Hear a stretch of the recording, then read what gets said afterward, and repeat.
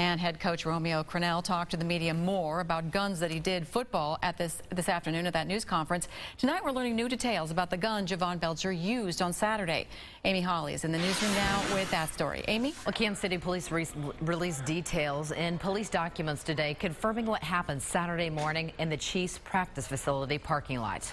There were only about 20 minutes between the time Javon Belcher shot his girlfriend in their home on Chrysler, leaving their 3-month-old baby parentless, and the time he drove his Bentley to the Kansas City Chiefs training facility. In the incident report, Kansas City police officers said Belcher was in the parking lot and saw police approach and, quote, moved to an area behind a vehicle. From that position, Belcher shot himself. Nothing is promised to us in this life. His head coach, Romeo Crennel, was one of the staff in the parking lot, too. He says the NFL has a strict policy on guns and weapons. It specifically states guns are prohibited at, quote, a facility owned, operated, or being used by an NFL club or a locker room, a workout site, or parking area.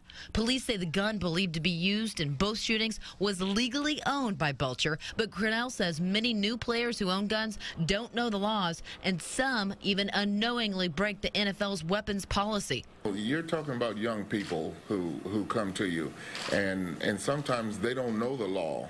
They just have a gun, you know, and believe it or not, some of them drive it up in their cars, you know, and they might drive it to a state that they don't know what the laws are in that state, or the states that they have to travel through with the gun in the car. And so what we try to do is try to educate them and inform them and say, look, let us take care of this gun for you, because you can't have it on NFL property. At any NFL event, you can't have one. So let's not be tempted by it.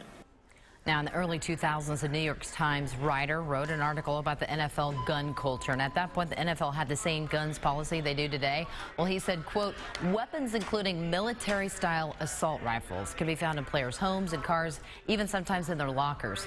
And so I asked former Chiefs player Eddie Kinnison today if he had ever seen weapons on NFL property. He said absolutely not, never in the time he had been there. And that all players, when they travel to visiting cities, are checked on their body and in their bags before they ever enter the visitors' stadium. In the newsroom, Amy Hawley, 41 Action News.